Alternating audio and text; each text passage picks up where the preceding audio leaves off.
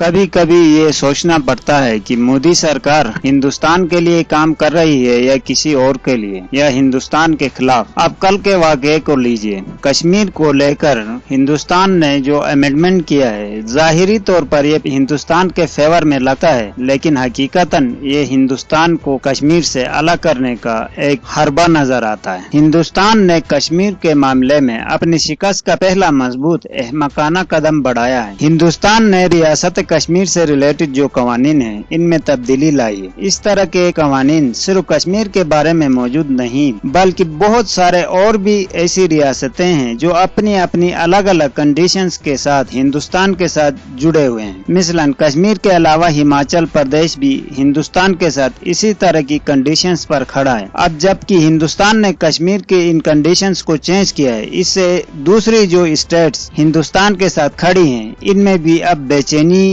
होगी, क्योंकि हिंदुस्तान ने कश्मीर को नहीं बख्शा है तो इनको बख्शेगा। इनका अपना अलग कानून है, अपना अलग परचम है, और सबसे बड़ी बात यह कि यहाँ पर कोई हिंदुस्तानी शहरी न वोट कास्ट कर सकता है, न लोकल्स के अलावा आउट ऑफ स्टेट का कोई हिंदुस्तानी शहरी यहाँ पर मुलाजमत कर सकता है, और लोकल पॉपुलेशन के अलावा यहाँ पर कोई दूसरा शहरी इन्वेस्टमेंट भी नहीं कर सकता, और यहाँ का शहरी भी बन नहीं सकता, न तो यहाँ कारोबार कर सकता है। हिंदुस्तान को इन तमाम रियासतों ने सिर्फ 3 मामलात में दखल अंदाजी का हक दिया था। जब इन तमाम रियासतों ने हिंदुस्तान के साथ इल्हाक किया तो इन 3 शोबों में मवासलात यानी कम्युनिकेशन, दिफा यानी डिफेंस, और खारिजा उमूर यानी फॉरेन अफेयर्स, इन 3 के अलावा हिंदुस्तान का बाकी किसी चीज पर भी हक नहीं था। अब अचानक से हिंदुस्तान ने आर्टिकल 370 और 35 को खत्म कर दिया है। ये जो आर्टिकल्स हैं वो दूसरी रियासतों के इल्हाक के बारे में, ये जो 370 और 35 आर्टिकल्स ही वो वजह थी जिनकी वजह से कश्मीर हिंदुस्तान के साथ खड़ा था। इन दोनों आर्टिकल्स की वजह से कश्मीर के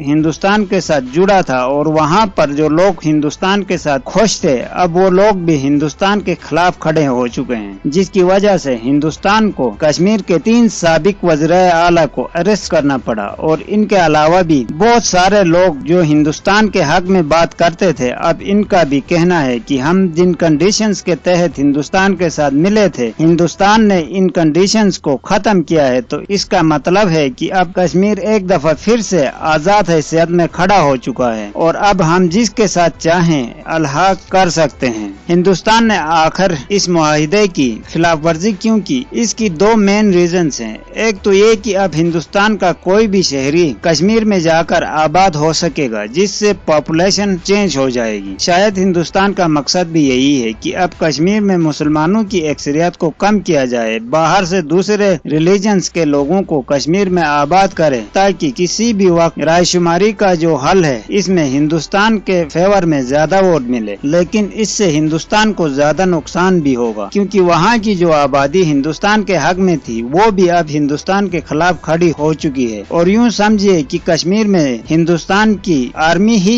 हिंदुस्तान के फेवर में है, बाकी कोई भी नहीं। वहाँ के जो लोकल लीडर्स हैं पहले हिंदुस्तान के हक में थे, अब हिंदुस्तान के खिलाफ बगावत का ऐलान कर चुके हैं। वो अब जिससे चाहे इसके साथ इल्हाक करने की बातें कर रहे हैं, क्योंकि हिंदुस्तान ने खुद अब इन्हें आजाद किया है, और वो लोग इस बात को भी देख रहे हैं आउट ऑफ कश्मीर से कश्मीर में न घुस सके। दोस्तों, इस चैनल को सब्सक्राइब करना और वीडियो को लाइक करना न भूलिएगा। Thank you.